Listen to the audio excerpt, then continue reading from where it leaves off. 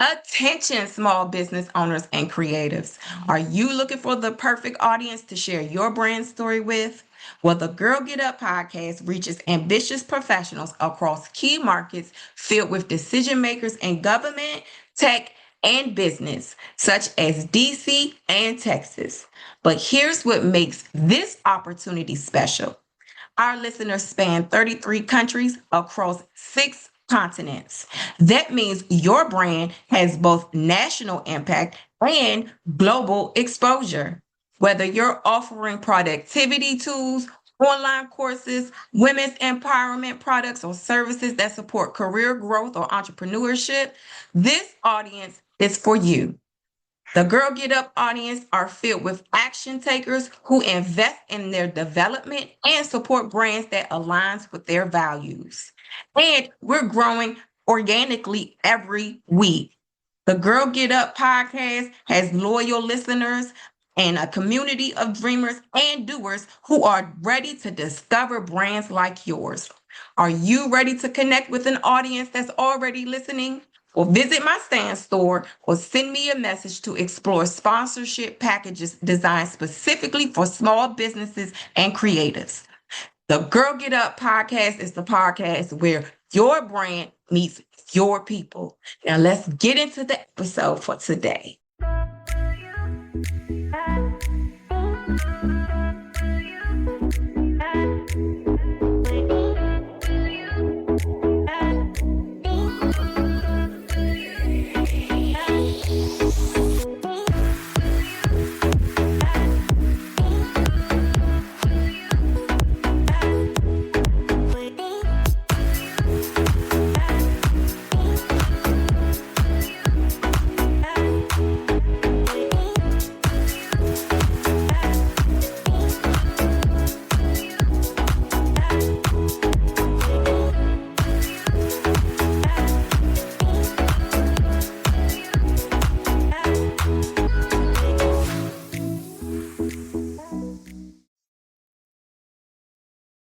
Welcome back. Welcome back. I am refreshed. I've had the chance to go out and explore and rest and enjoy life as we are all meant to do. We're meant to be enjoying our lives. So I am back for season 7 of the Girl Get Up podcast. And this season, we're going to be doing things a little bit different. This platform has always been for the dreamers. That's the entrepreneurs, the aspiring entrepreneurs, the career climbers, the creatives, those who have a goal, wherever that goal may look like, whether it's writing your book or making that next promotion. This platform has always been a platform of dropping some jewels, some information that is aimed to motivate you guys, inspire you guys, empower you guys, and educate you guys all in the same episodes. Like, go back and listen to some of this past episodes, some of the stories that have been shared by business owners and professionals and creatives alike has all been meant to benefit you in some form of fashion. And that is not changing. Now, I have consistently done interviews for like the last 3 or 4 seasons, right? Listening to all the interviews that I've done and talking to business owners, there's been a common theme. And that theme is where we get our inspiration from. Who do we look up to? And 99 out of 100, at least one celebrity has been mentioned. So that gave me the idea to do a new little series that I want to introduce to you guys. It's called Straight from the Red Carpet. And I'm going to be taking these celebrity stories and I'm going to be giving you the lessons from them that every entrepreneur or professional can use in their own journey. Let's get started because the first person that I am featuring is Lizzo, born Melissa Vivian Jefferson. Lizzo is a musical powerhouse. Born April 27th, 1988 in Detroit, Michigan. She burst on the scene as we know it in 2019. Although, unbeknownst to us or some, she had been an indie artist for over 10 years at that point. She's not just a singer, she is a Grammy Award winner, songwriter, rapper, and flutist who blends R&B, hip hop, and pop with messages that scream of women's empowerment. Her hits include Good as Hell for Those Bad Days, Truth Hurts, calling out all the BS, Juice, and Rumors, shutting down all the haters. And About Damn Time, for those who are on a victory lap, pop that in. You can get the kudos, let's say that you deserve. But Lizzo is more than just a singer-songwriter. She's an actress, and she's also a fierce advocate for body positivity. Now, despite all of that, she had recently stepped into some controversy, which is the reason why I wanted to feature her because, as we expand and evolve, she's been resurfacing lately here in 2025. But I feel like the reception that she had gotten from her audience since her reemerging from her season of solitude, you stop and think like, is Lizzo's right to evolve and expand and redefine herself? I'll say that. She has a right to do that. So, let's talk about it. Let's get into it. Lizzo's brand voice has always been this infectious mixture of joy, of course, positivity, unapologetic self-love, and of course, we talked about the women's empowerment. When she first came to our attention back in 2019, she was over 300 pounds, 325 to be exact. And she was unapologetic about it. She had her leotard, she had her flute, she doing her thing, and everybody was clapping for her. She was a big girl, and it seemed as though, I'm going to say that again, it seemed as though she was confident about it.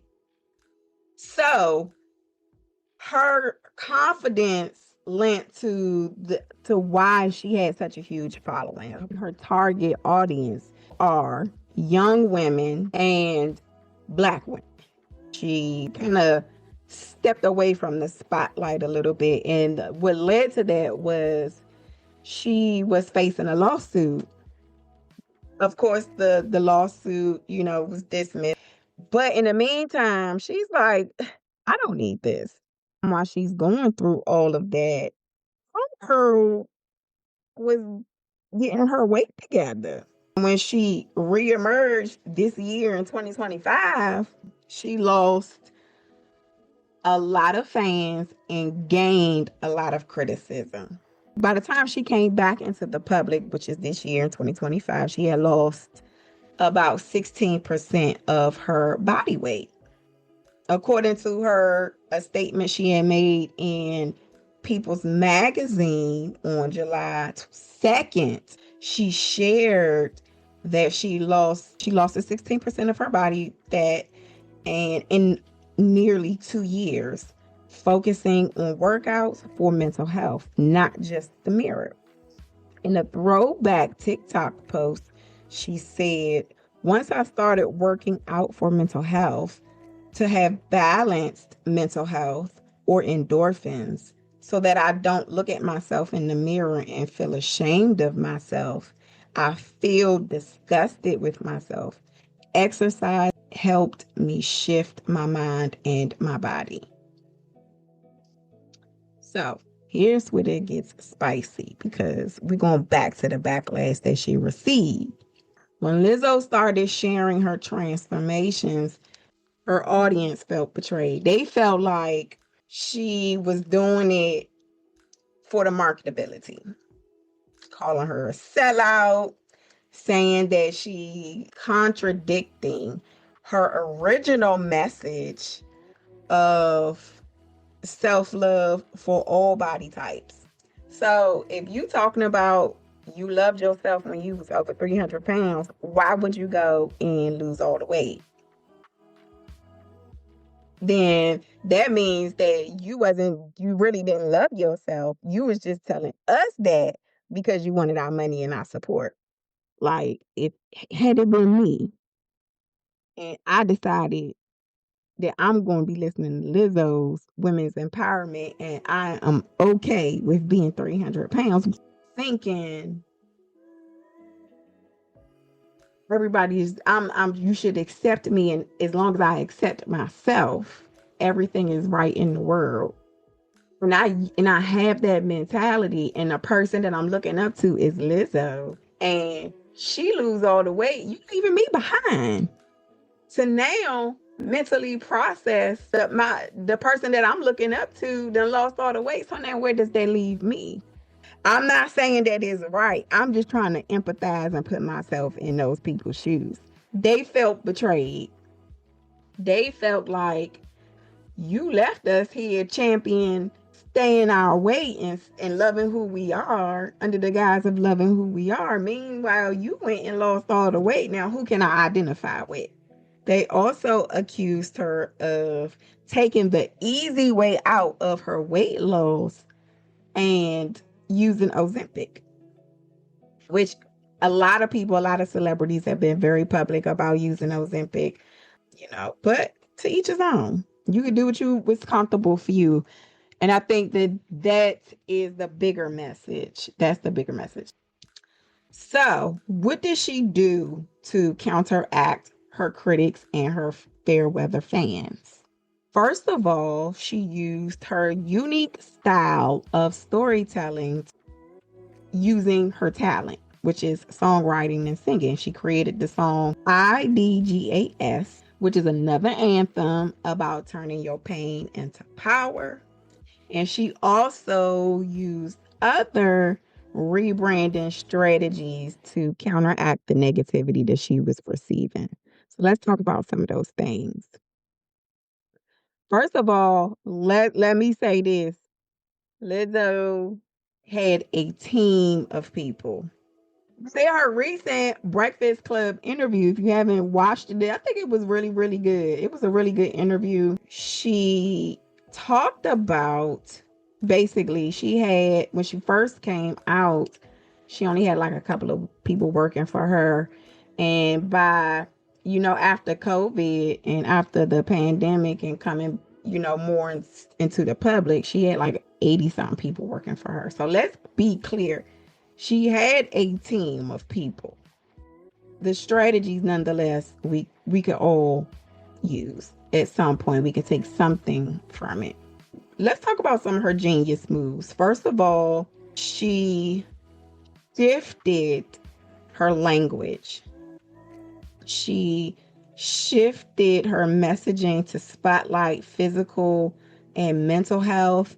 She rebranded her weight loss journey to now being her weight release journey. She also talked about detoxifying her life, stepping away from those people, places, and things. I always talk about that, having to step away from people, places, and things that are not conducive to your forward movement, whatever that looks like for you. She also talked about changing the narrative around body positivity, calling it body neutrality now, which is emphasizing more on the fact of accepting yourself however you choose to be. So that means that if you choose to be 325 pounds and you're okay with that, sis, rock out. I'm with you. Okay.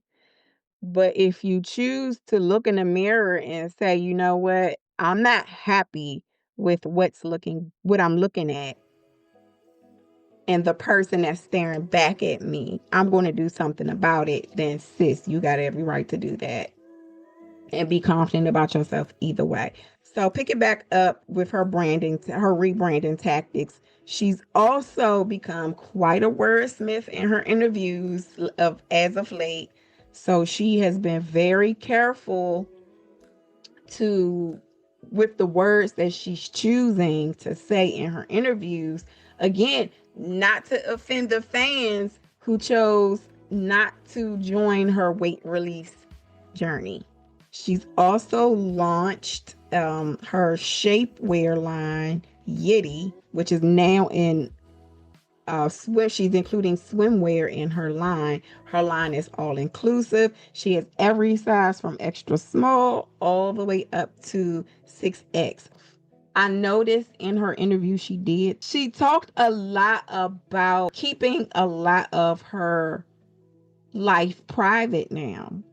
One thing I liked that she said was that she's taking the full accountability for that, because I think one of the hosts from the show had asked her, Breakfast Club interview, had asked her how she felt about people's opinion. I think on her relationship, her current relationship, and she was saying that she chose not to talk about her relationship a lot because people have opinions, and pretty much she took accountability and said that she signed up for that. Whenever, and this goes for us on smaller platforms all the way up to larger, more national or internationally known platforms. When you put yourself out in the public, and I talked about this, I'm going to put the article that I wrote about the paradox of the parasocial relationships. You put yourself in a position for people to talk about you. And to some degree, that's what you want. You know what I mean? You want people to talk, but you want people to talk about the right thing. All right. So we also always have to be careful about what we say and what we do. And I mean, honestly, it is a level of responsibility around it. We just have to be mindful. And when you first step out into these platforms, especially in the larger and the more attention that you get, you ain't ready for that. You're not ready for that. I'm gonna tell you right now, you're not ready for it. She even said that in her interview. She said that when she first started getting out there like that, boom, COVID hit. So everybody was online. And when doors started opening up again, she was famous by that time. And she was not ready for just like the level of attention and people want to know your business and people want to know what's going on and cameras in your face and having a team of people and not knowing nobody's name. Like, that's crazy. But you have to be mentally prepared for that. It's a choice that you have to make, and it's always a healthy balance to that. Like, you really have to sit and think about, like, what do you really want from this? What do you want from this? Do you want to live a life where you can go to the grocery store and, you know what I mean, you can buy chips and dip and you ain't got nobody taking pictures of your shopping cart talking about something? Well, she said she was on a weight loss journey. Look what she got in her cart. She got chips. She got dip. It's a Coca-Cola in her grocery cart. I mean, so you have to make a choice within yourself to say, okay, what do I want? You have to define success for yourself. So let's talk about some of the lessons, because I did say that I wanted to share lessons from her story. So let's get into some of those lessons, right? Lesson 1, evolve authentically. Lizzo's move was she shifted from rigid body positivity to being a little bit more flexible and rebranding her message to body neutrality, right? So that's accepting whatever you choose to do with your body. If you want to be big, be big. If you want to be small, but just love yourself in the process. And that's her new message. So if you're going through something similar, like needing a shift in your business, here's a business hack for you. Regularly review your core values and adapt your personal or professional growth without alienating your customers. So, okay. Lesson number 2, handle haters smartly. How did Lizzo do that? She strategically used her music to relay a message of give a what y'all got to say about me? And she responded with humor. So, your business hack is to leverage content marketing to address feedback, such as emails, social media posts, any of the content that you put out to the public to counteract any negative stories. Use your personality. If you like to write articles, add a little humor in there, but counteract the narrative. Okay. Lesson number 2, expand strategically. What was Lizzo's approach? She updated her shapewear line. So she expanded it from just for the more robust women to now incorporating sizes extra small all the way up to 6X. So she's more all inclusive. What can you do? What is your business hack? Innovate products tied to your journey. Use them to enter new markets, such as like apparel or digital products, whatever it is that you can use to expand your business into new markets. Podcasting, whatever. And lesson number 4, prioritize balance. Lizzo's approach, focus on mental health and removal from toxic environments. And what is your business hack, or what can be your business hack? Build sustainable habits in your business, like boundaries to avoid burnout, and share them with your target audience for relatability. Not only your target audience, but potential collaborators as well. So let's find some red carpet rules that we can all take with us before we close out. Red carpet rule number 1, authenticity isn't static. Evolve it for growth. Business takeaways. If your values shift, let's just say you are shifting your message from hustle culture, that's the boss babe thing, to having more work-life balance, then lean in. Just do it unapologetically. Those who support you, they're going to follow you, whatever your message is. You could be talking about martinis and makeup, and then you can have a shift in your life or a shift in your business, and you go from that to hot cocoa and scriptures. But if people like you and they like you, they're going to follow you. They're going to support you. Red carpet rule number 2, control your narrative with storytelling. And we talked about that. Your business takeaway, when your product pivot draws flag, people don't care for it, people don't like it, it's unidentifiable, then don't go silent. Craft compelling stories such as blogs, we talked about that, videos, emails, whatever you use to connect with your audience, do that to counteract the negativity. And red carpet rule, rebrand with empathy. and expansion in mind. Then that empathy part goes back to what I was saying because about her audience not being able to identify with her. Business hack is when life hands you a pivot, weave it into your offerings. It is absolutely okay to test your narratives with your audience segments similar to this. And rebranding is not betrayal.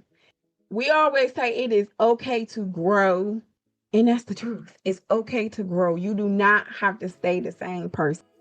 It's okay to rebrand yourself. Rebranding is not betrayal, it's evolution. Just do it with data and heart.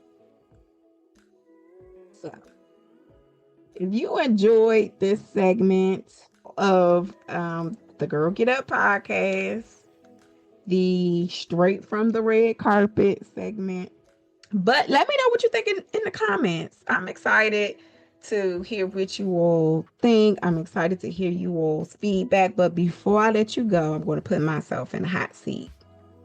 And as I do with all my guests, I ask them to share a motivational message that'll help inspire the listeners to believe in infinite possibilities. On the outro, my motivational message for today is I'm going to go with it's okay to grow. It is okay to grow and be inspired by what we see, our environments around us, even if we feel like what we are around is not conducive to our growth. It is okay to take the steps necessary to change your environment and be unapologetic about it because you are the only one that has to live your life.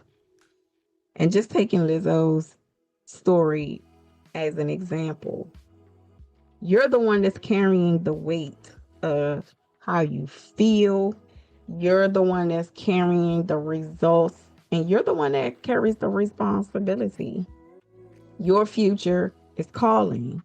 If I can leave you with this one thing, is if you have a dream or you have a goal or you have something that you want to experience in your life, write it down. Write it down.